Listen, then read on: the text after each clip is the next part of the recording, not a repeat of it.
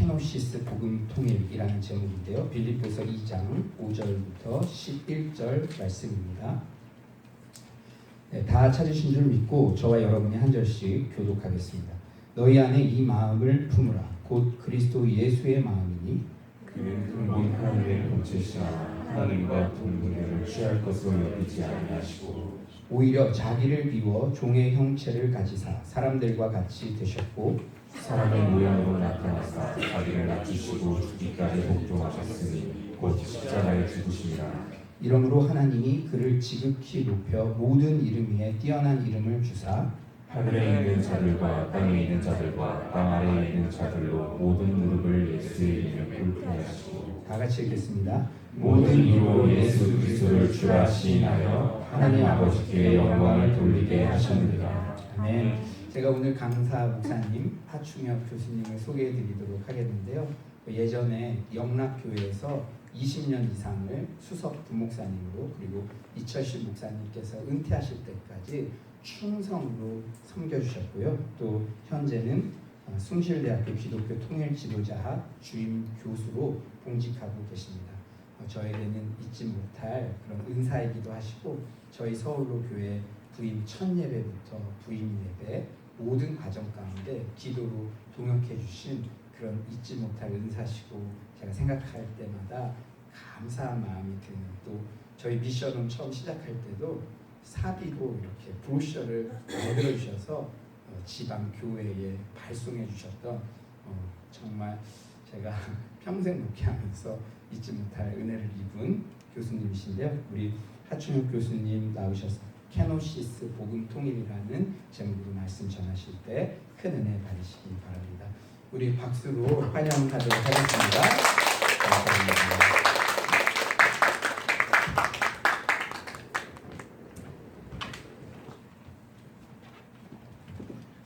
할렐루야. 오늘 제가 존경하는 조우현 목사님 목회 섬기는 귀한 서울로 교회에 와서 말씀을 나누게 되어서 마음이 설레고 또 저도 은혜가 저에게도 흘러 들어와서 영적 새 힘이 나는 그런 주일을 맞이하게 돼서 하나님께 감사드리고 또 따뜻하게 맞이해 주신 모든 분들께 감사를 드립니다. 저는 오늘 빌립보서 2장 5절에서 11절 중에 특히 1절에 보면 5절에 보면 너희 안에 이 마음을 품으라. 이 마음이 무슨 마음입니까? 그 뒤에 나옵니다. 곧 그리스도 예수의 마음이니 그 다음에 쭉 설명이 나와요. 그는 근본 하나님의 본체시나 하나님과 동등됨을 취할 것으로 여기지 아니하시고 오히려 그 다음에 자기를 비워 이 자기를 비운다. 이것이 케노시스입니다. 자기를 비워 그 다음에는 종의 형체를 가지셨다. 그 전에는 하나님과 동등하신 그리스도이세요.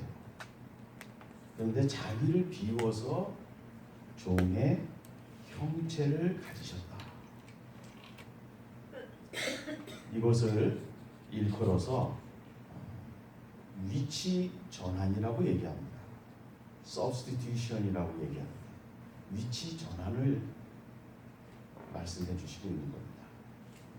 사람들과 같이 되셨고 사람의 모양으로 나타나사 그리고 자기를 낮추시고 죽기까지 복종하셨으니 곧 십자가에 죽으시리라.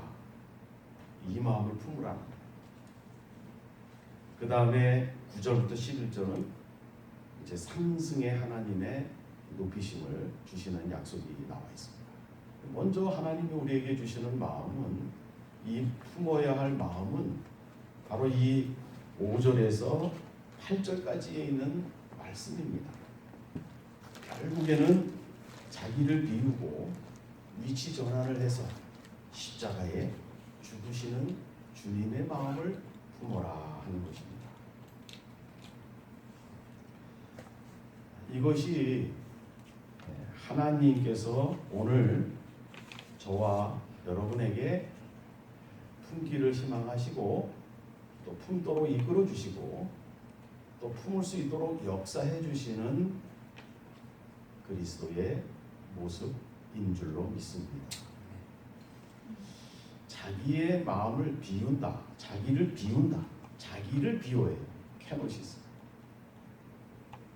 그래서 이 케노시스의 뜻을 알려면 우리는 유대인의 신앙을 들여다봐야 사도 바울이 얘기한 이 케노시스를 이해할 수가 있어요. 이 사도 바울도 유대인이었기 때문에 유대인의 그 하나님 야훼를 해석하는 것을 들여다봐야 이거를 해석할 수가 있습니다.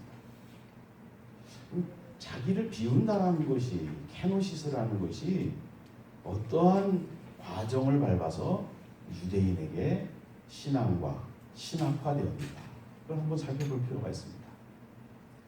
유대인, 이스라엘 사람 이 민족의 출현을 보통 신학자들은 아브라함으로 시작을 합니다. 아브라함 때부터라고 합니다. 아브라함은 창세기 14장에 보면 대부호가로 나와 있습니다. 자기의 조카하고 재산이 너무 많아서 이 기업 분리를 하는 것이죠. 재산이 너무 많았어요. 그리고 자기의 조카 룻이 어려움을 처할 때 창세기 14장에 보면 집에서 길리우고 훈련된 자를 동원해서 데리고 가는데 그 인원이 318명입니다. 여러분 지금으로부터 2019년 지금으로부터 터키 아브라함까지 계산하면 해수로는 4,000년 전입니다. 4,000년 전에 집에서 길리우고 훈련된 자의 장정을 318명 거느리고 룻과 헤어질 만큼 엄청난 규모의 기업을 가지고 있었던 이러한 가문은 그렇게 흔한 가문이 아니었습니다. 우리의 대기업 중에서 대기업에 해당하는 대한민국의 그러한 가정이라고 생각을 합니다. 이 말은 이스라엘 민족, 유대 민족은 이삭, 야곱, 요셉 이렇게 애국으로 들어가죠.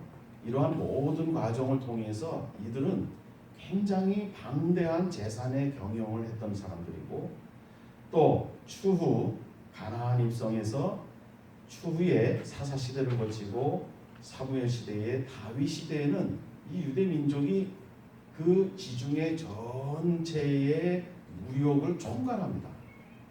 굉장히 똑똑한 민족이고 굉장히 번성하게 하는 야훼 하나님을 이 대대로 경험해 오고 있는 것이죠. 솔로몬 시대를 거쳐서 열왕기로 가서 우상 숭배를 함으로 이스라엘 백성들은 다윗 시대 이후에 최고의 어려움을 겪는 게 바벨론 포로 시대를 겪습니다. 솔로몬 성전도 국가도 잃어버리고 다른 민족의 식민지로 또 다른 민족의 종으로 잡혀간 유대인들은 이제 하나의 질문이 생기는 거예요. 아브라함의 하나님, 이삭의 하나님, 야곱의 하나님, 다윗의 별을, 다윗의 번영을 주신 하나님, 지금 이게 뭡니까? 다 잃어버렸습니다. 바벨론 포로에 잡혀와서 이제 우리는 하나님을 어떻게 해석할 수가 없습니다. 이 비참하고 처참한 환경에서 우리가 이제까지 알던 하나님을 도대체 우리가 찾을 수가 없습니다. 하나님은 어떤 분이십니까? 야훼는 어떤 분이십니까? 이렇게 대랍비들이 바벨론 유수에서 질문을 하며 야훼 하나님과 깊은 묵상에 들어갑니다. 그리고 그들의 별도의 문서들을 연구하기 시작합니다. 그때 나온 신학이 쉐키나 신학입니다. 하나님의 내주하심이라는 신학이 나옵니다. 이것은 어떠한 내용이냐면 이런 겁니다. 하나님은 영원하신 분이신데 스스로를 수축하셔서 시간을 만드신 분이시구나. 하나님은 없는 곳이 없으신데 스스로를 수축하셔서 공간이라는 걸 만드셨구나. 그러고 보니까 창세기 1장 1절에 보니까 하나님이 태초에 시간과 천지, 공간을 창조하셨다. 시간과 공간을 창조하시고 그 안에서 6일 창조 사역을 하시고 하나님의 형상대로 6일째에 우리 인간을 창조하셨구나. 하나님은 시간과 공간을 창조하신 하나님이 시간과 공간 안에 내주하시는구나. 다시 말해서 무한하신 창조자가 창조하신 피조물의 세계에 시간과 공간 안에 들어오시는 내주하시는 하나님이시구나. 그렇다면 이 고난의 현장에도 하나님이 스스로 수축하셔서 임재하시고 함께 하시는 야훼 하나님이시다라는 걸 발견합니다. 바벨론 유수에서 하나님을 새롭게 발견한 것이죠. 처절한 삶의 밑바닥, 삶의 실패, 삶의 좌절 속에서 하나님이 이 좌절과 실패 속에서도 내주하시는 하나님이 우리와 함께 계시는구나. 이것을 발견하게 됩니다. 유대인들은 여기에서 새로운 신학을 발전시키게 됩니다. 이제 개신교 신학자들은 예수 그리스도를 어떻게 해석할까 하다가 유대인의 그 신학에서 연장해서 해석을 하게 됩니다. 그래, 하나님은 하나님이 가장 형상대로 만든 인간이 하나님을 향하여 등을 돌리고 떠났습니다. 죄악으로 떠났습니다. 하나님을 떠난 게 죄악입니다. 이 깨진 관계를 회복시키시고 이 하나님을 떠난 죄악을 덮으시고 씻어내시기 위해서는 하나님이 쓰시는 방법은 역시 자기 수축이셨다. 셀프 컨트라딕션이었다. 인간의 몸으로 오시는 방법을 택하신 것입니다. 무한히 유한 안으로 들어오신 것입니다. 그리고 절정이 십자가입니다.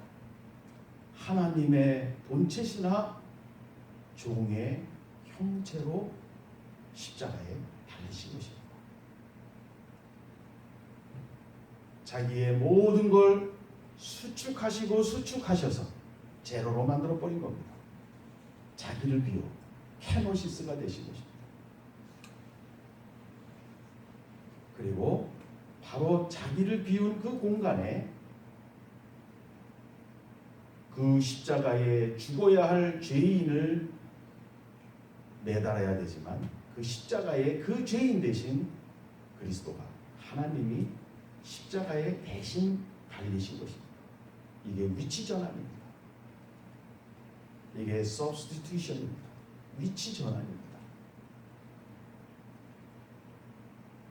하나님의 대표적인 속성은 자기를 수축하시고 비우시고 캐노시스 하시고 그 자리에 완전 원수된 타자까지 그 타자를 품고 계신 것입니다. 자기의 생명을 비우시고 완전한 원수된 타자를 끌어안고 자기 속에 있게 하신 것입니다. 자기 비움과 위치 전환이 이 십자가에 달리신 그리스도의 마음이니 이 마음을 너희가 품어라 하는 것입니다. 이것이 이 인류 안에 깨진 관계를 이어주는 방법이고 깨진 공동체를 회복시켜주는 하나님의 유일한 방법임을 십자가에서 알려주시는 것입니다. 여러분, 하나님의 대적자는 하나님이 만든 관계를 깨는 게 목적입니다. 부부의 관계를, 자녀와 부모의 관계를, 교회 공동체의 관계를, 그 어느 인간의 관계를 깨는 것이 대적자의 목적입니다. 하나님의 창조의 목적은 이어주는 것이 목적입니다. 하나님의 사랑은 이음입니다. 그리고 그 깨진 관계를 이으는 대가로 하나님 스스로 자기를 비우시고 위치 전환이라는 것을 해주셨습니다. 이것이 십자가에서 우리에게 보여주신 그리스도의 마음이니 너희 안에 이 마음을 품으라 하는 것입니다.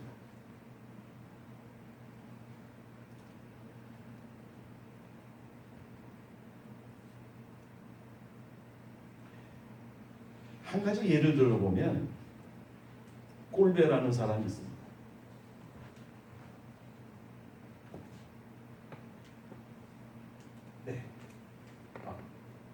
네, 꼴배.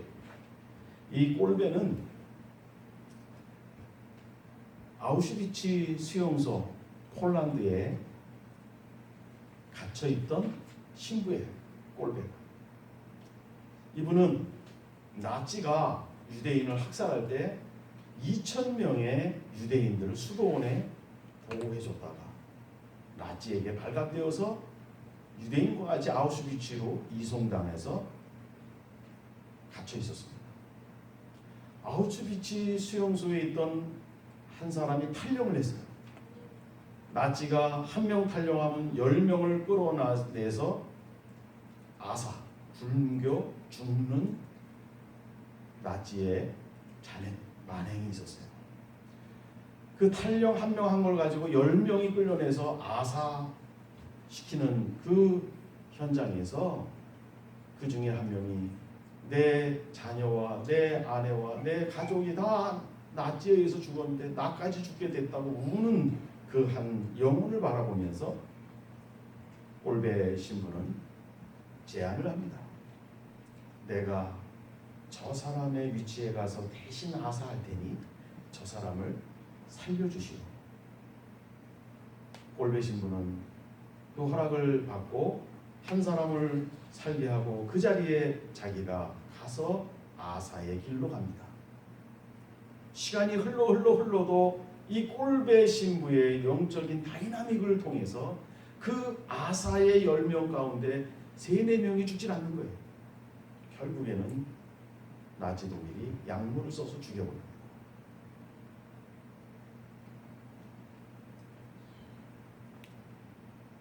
다른 사람의 자리에 내가 들어가고 그 사람을 살리는 것, 이것이 위치전환입니다.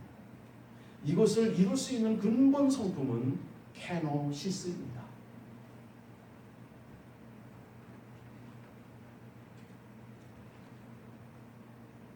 독일의 통일을 이룬 대통령 바이체커의 대통령의 회고록을 보면 저도 이 회고록을 읽어봤습니다. 우리는 이렇게 통일했다라는 책인데 이분이 여러 감사했던 사람들 중에 특히 독일은 통일을 이루면서 브랜트 대통령, 총리, 콜 다 똑같은 정책을 취했는데 통일을 이루면서 독일 영토가 축소됐습니다. 케노시스 된 겁니다. 그리고 이 회고록에 감사하는 것은 폴란드의 민감한 땅 문제가 있었는데 독일이 양보하고 그 독일에게 넘겨주면서 그 땅에 살던 독일인들이 폴란드에게 그 땅을 넘겨주고 이주해서 살게 된 그 사람들에게 감사하다. 서독에 살던 지식인들이 통일이 되니 동독 땅에 들어가서 동독을 일으켜 세운 서독인에게 감사하다. 동독 사람에게 그들의 삶에 어려운 이 소독 체제를 받아들이는 그들에게 감사. 여러분, 이게 뭡니까? 자기가 살던 익숙한 땅을 떠나서 불편한 다른 곳에 가서 사는 것, 이것이 위치전환이고 케노시스의 정신입니다. 서독의 편안한 시설에서 살던 사람이 통일됐을 때 독일 땅에 가서 내가 국가의 새로운 통일 국가의 발전과 번영을 위해서 성공적인 통일을 위해서 헌신하겠습니다 하고 독일로 이주한 그 지식인들, 그들이 케노시스요 위치전환입니다. 미국의 선교사들이 선교지에 가서 철수하는 그 이유 중에 큰 이유가 아이스 문제라고 합니다. 지난주 북중을 다니면서 더운 여름을 경험하면서 그런 이야기를 많이 나눴어요. 미국의 청년들이 코카콜라를 마셔도 아이스를 듬뿍 떠서 마시고, 물을 마셔도 아이스를 넣어서 마시고, 어디를 가든지 아이스팩을 가지고 가서 늘 사용하던 이 익숙한, 이러한 아이스 문화에 익숙한 미국 청년들이 열정은 대단했어요. 신앙적인 다이나믹스가 있었어요. 손 들고 찬양하고 하나님 앞에 다가가고 너무나 열정적으로 하나님을 사랑했어요. 그런데 더운지다 열악한 땅에 가서, 아이스가 없는 그 땅에 가서 사는 것은 너무 힘들었던 것이죠. 아이스가 없는 선교지에 가서 사는 건 너무 힘들었던 이 청년들이 그 자리를 떠나서 다시 미국 땅으로 돌아오는 이야기를 나눴었습니다. 여러분, 너희 안에 이 마음을 품으라. 곧 그리스도 예수의 마음인데, 그것이 십자가에 죽으신 그리스도의 마음입니다. 이것이 바로 관계를 이어주는 것이고, 남북의 분단을 이어주는 것이고, 남북의 통일 공동체를 형성하는 유일한 복음 통일론입니다. 여러분들께서 여기에서 이러한 마음을 품고 서울로 교회에서 준비되어지는 케노시스와 위치전환의 그러한 성품과 그러한 삶의 훈련과 그러한 자세와 그러한 헌신으로 준비되어졌을 때, 여러분들은 이제 남북의 한반도 평화 프로세스가 진행되거나 하나님의 거룩한 정의가 범법자로 구성된 북한 체제를 전환, 변환, 종식시키는 그러한 현상이 일어났을 때, 그 어느 현상이 일어났을 때든지 여러분들은 지혜로운 다섯 처녀처럼 그 새로운 환경을 맞이해서 남북의 통일 공동체를 이루는 하나님의 사람으로 쓰임받게 될 줄로 믿습니다.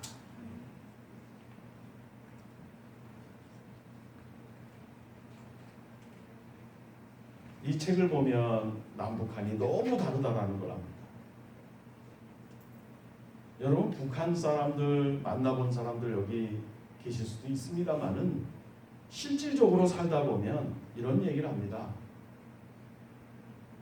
북한 사람을 18년 동안 공동체를 형성하고 같이 살았던 저의 동역자 한 사람은 이렇게 이야기를 합니다. 북한 사람들과 같이 살고자 하는 사람이 있다면 사막에 선인장을 껴안고 살아갈 자신이 있을 때 그들과 함께 살라. 이것은 북한 사람을 비하하는 말이 아닙니다. 그만큼 자기 자신의 케노시스가 필요하다는 것입니다. 그만큼 나와 너무 다른 타자를 내가 받아들일 수 있고 수용할 수 있고 포용할 수 있는 성품이 있을 때 남북이 함께 사는 것이 된다, 가능하다 하는 것입니다. 이 민족이 그토록 진실로 통일을 원합니까? 남북이 정말로 통일 공동체를 원합니까? 그 통일 공동체를 성공적으로 이끌 수 있는 것은 이 땅 위에 그리스도입니다. 우리가 감당하지 못하면 설령 남북한이 통일된다 하면 대단한 사회적 후유증과 혼란을 걷잡을 수가 없을 것입니다. 곳곳마다 사회적 문제로 발생돼서 이 땅, 이 국가는 통일이 오히려 재앙이 될 수도 있습니다. 그러나 그리스도인들이 이 마음을 품고 복음 통일의 길로 지혜로운 다섯처녀처럼 준비되어진다면 통일이 주어졌을 때 그 통일은 번영하는 국가요 세계 선교에 쓰임받는 제사장 민족이 될 것임을 믿습니다. 또 하나 우리가 기억해야 될 것은 순교자입니다. 북한 땅에는 우리가 없는 두 가지가 있습니다. 핵과 피, 순교자가 흘린 피입니다. 1955년 이후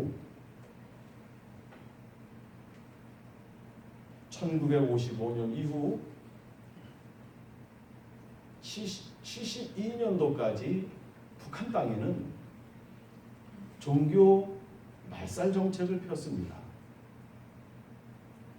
그래서 성분 사회를 구성하면서 기독교인들은 성분이 나빴어요. 그래서 함경도로 대부분 추방을 당하고 정치범 수용소로 가든지 배교를 강요당하든지 그렇지 않으면 총살 또는 살가죽을 베기는 죽음을 맞이해야 했습니다. 아마 배교한 사람도 있었으리라 생각됩니다. 그런데 순교한 사람도 적지 않았다라고 증언이 나오고 있습니다. 그 정확한 숫자는 통일이 되어야 발굴되고 정확하게 나올 것이라 생각됩니다. 그리고 고난의 행군 기간에 30만에서 300만 명의 아사자가 발생됐음에도 불구하고 압록강 두만강을 건넜던 북한 사람이 중국에서 예수를 믿고 북한에 복음을 전하러 들어간 사람들이 또 적지 않습니다. 또 발각돼서 총살을 당한 순교자 피도 적지 않습니다. 기관마다 선교회마다 다르지만 보통 15,000명 이상을 통계로 잡고 있습니다. 1955년도부터 지금까지 60여 년 동안 15,000명을 계산하면 북녘 땅에는 이틀에 1명 반이 계속 순교피로 뿌려온 땅이 되는 겁니다. 이런 땅은 지구본을 보시면 지구의 어느 땅에도 60년 동안 이렇게 많은 순교의 피가 뿌려진 땅은 발견할 수가 없습니다. 터투리아는 순교자의 피는 교회의 씨앗이다. 네덜란드의 학자는 이렇게 얘기합니다. 제른 킬케고르는 독재자가 죽으면 그의 통치는 끝나지만 순교자가 죽으면 그의 통치는 시작된다. 지금 평화 프로세스가 진행됩니다. 오늘 트럼프 대통령이 우리 한미 정상회담을 합니다. 또 김정은 위원장에게 판문점에서 깜짝 미팅을 제안해 놓고 있습니다. 온통 주수는 그 뉴스뿐입니다. 이것은 우리가 한반도 평화 프로세스라고 얘기합니다. 이 한반도 평화 프로세스가 되는 것은 그 나름대로의 굉장한 새로운 환경을 만들어가는 것입니다. 평화 키워드, 평화는 하나님이 주시는 것입니다.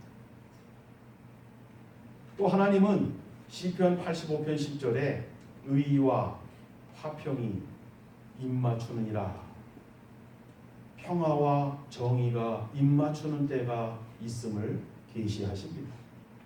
한반도 평화 프로세스 노상에서도 하나님께서는 평화도 주시지만 또 어느 땐가는 저 북의 체제가 회개하지 않는다면, 무고한 자의 피를 흘리고 형성, 강화, 발전된 북의 체제를 하나님은 회개하지 않는다면 콘스탄티노플 로마 황제처럼 하나님을 믿는 신실한 황제가 되어서 그 국가를 기독교 국가로 만드는 이런 새로운 회개와 체제의 전환이 이루어지지 않으면 하나님께서는 그 범법자로 구성된 그 체제를 디바인 저스티스, 거룩한 정의로 심판을 할 수밖에 없는 거예요.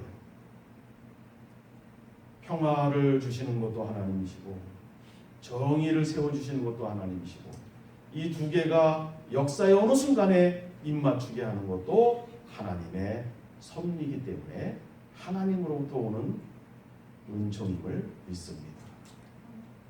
여러분, 쥐른 케이그루가 얘기한 것처럼 평화의 도상에서 하나님의 정의가 나타나서 체제의 전환, 변환, 종식이 이루어지면 그 체제가 형성, 강화되면서 흘린 무고한 자의 피 속에 순교자의 피, 그 피가 북한을 통치하게 된다는 것이죠. 그 순교자의 피 위에 교회가 허다하게 일어나게 되는 것이죠. 15,000명 이상의 순교자의 피가 있다면 15,000개의 교회가 세워질 수도 있습니다. 우리 남한의 교회는 지금 7만 교회, 조직되지 않은 교회까지 7만 교회라고 합니다.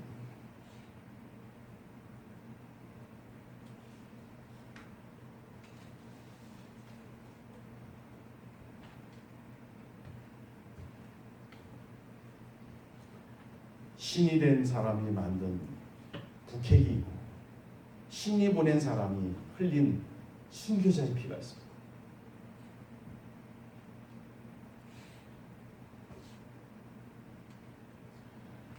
순교자, 북한에서 흘린 순교자는 케노시스입니다. 왜 그렇습니까?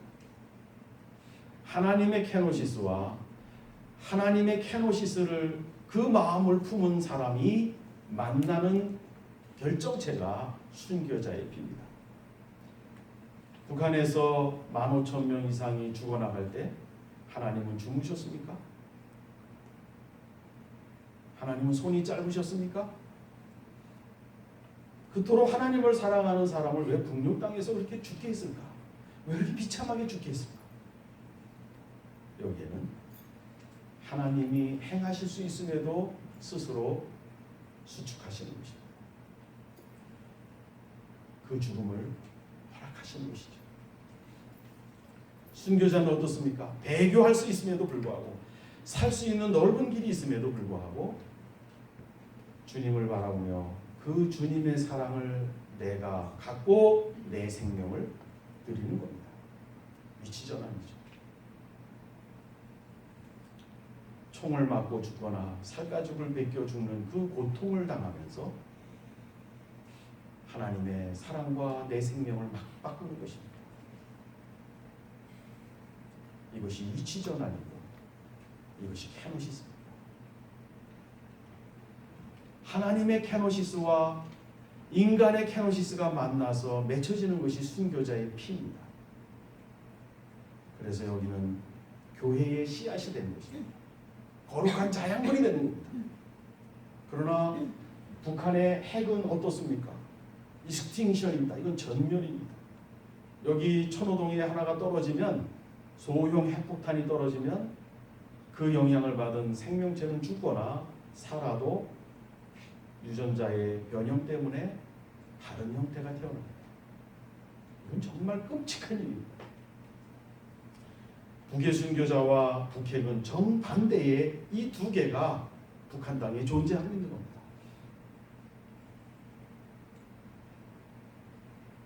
북의 체제는 북핵을 통해서 안전을 보장받으려고 만든 거예요. 하나님의 순교자는 하나님의 구속사로 하나님의 계획 속에서 이 죽음을 허락하신 것입니다. 여러분은 뉴스를 볼 때 비핵화, 북핵 이 뉴스가 쏟아집니다. 트럼프, 문재인 대통령, 김정은 위원장 다 이런 뉴스들이 비핵화가 되느냐 안 되느냐 쏟아집니다. 여러분 비핵화는 될 수 있습니까 없습니까? 비핵화는 적절한 환경만 맞으면 할 할 수 있는 게 비핵화입니다. 물론 북의 체제는 그걸 원하지 않겠죠. 그러나 핵은 제거할 수 있어요. 뿌려진 순교자의 피는 제거할 수 있습니까? 인간의 어느 권력도 순교자의 피는 제거할 수가 없어요. 그래서 한번 따라해 볼까요? 피는 핵보다 강하다. 여기 보시면 예수님의 십자가의 골고다는 여러분 들으신 그대로 여러분에게 말씀하신 하나님의 말씀 그대로 이 마음을 품으라. 자기 미움과 케노시스와 위치전환 이 십자가의 예수를 품으라. 그래서 저렇게 죽어간 순교자의 십자가에 거꾸로 매달린 순교자의 피가 있습니다. 여기에 공통점이 있습니다. 예수님의 십자가의 피는 하나님으로서 가장 연약해 보였지만 저기에서 흘리신 보혈의 피는 로마와 유럽과 아시아, 아프리카, 아메리카, 오스트레일리아까지 전 세계에 놀라운 복음의 능력으로 뻗어갔습니다. 바로 이것이 놀라운 세계 선교의 역사를 만들어 내었습니다.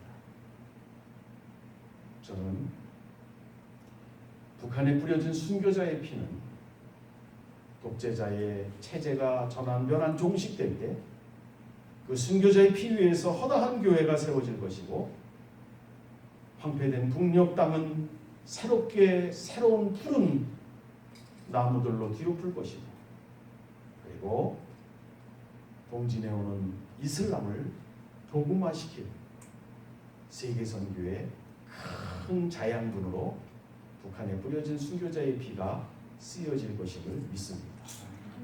그래서 북한 선교의 소명을 하나님이 주신 자에게 똑같이 주시는 마음은 북한을 통한 세계 선교입니다.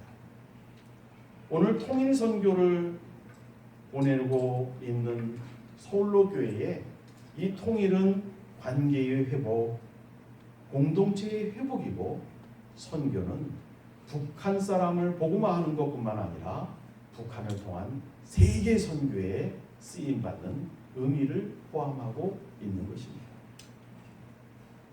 사랑하는 우리 서울로 교회 성도 여러분, 여러분들께 저는 제안드리고 싶습니다. 통일은 하강운동입니다. 여기서 바벨탑처럼 몰가를 많이 쌓아서 통일을 이루어 나가는 것이 아니라 위로부터 부어주시는 오순절과 다윗이 오베데돔에 있는 법궤를 메고 예루살렘으로 들어올 때 위에서 르하흐 하나님의 영이 부어졌을 때 12지파의 마음의 통일이 이루어졌던 것처럼 통일은 하강운동입니다. 북한의 체제가 있는 한 어떻게 해볼 수 없는 답답함이 있는 사람들은 하강운동을 보면 하나님의 거룩한 정의가 임재해서 범법자로 구성된 체제를 변환전환 종식시키시는 하강운동을 믿으면 모든 것들이 하나님께 기도의 제목으로 바뀌어질 줄로 믿습니다. 사랑하는 서울로교회 성도 여러분, 독일 통일의 출발은 라이프치히 성 니콜라이 교회 기도운동 20여 명의 기도운동으로 시작이 되었습니다.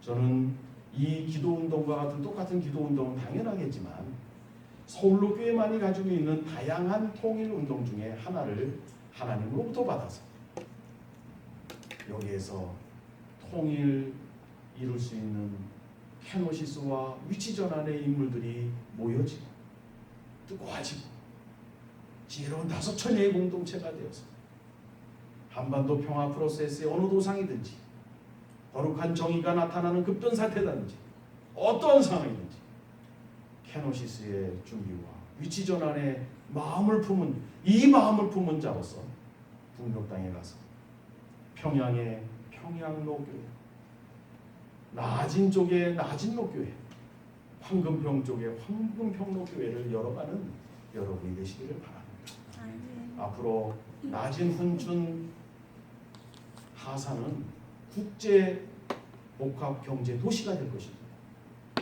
황금평과 단동 신도시는 복합 국제 경제 도시가 될 것입니다.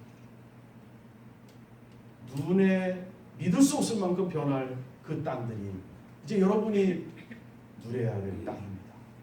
평양을 통해서 그 교류가 활발하게 일어날 그 낮은 하산 훈춘 지역, 황금평화 신도시 지역, 이런 지역이 세계로 복음이 흘러들어가는 복음의 통로가 될 줄로 믿고 평양로교회, 낮은로교회, 황금평로교회로 여러분들이 지혜로운 다섯채널처럼 준비되어져서 하나님 앞에 아름답게 쓰임받는 그러한 공동체가 되시기를 주의 이름으로 축원합니다. 아멘. 기도하시겠습니다. 사랑의 하나님, 하나님께서 서울로교회에 조의원 목사님과 모든 공동체 위에 오순절 성령의 다이나믹한 성령을 부어주시기를 원합니다.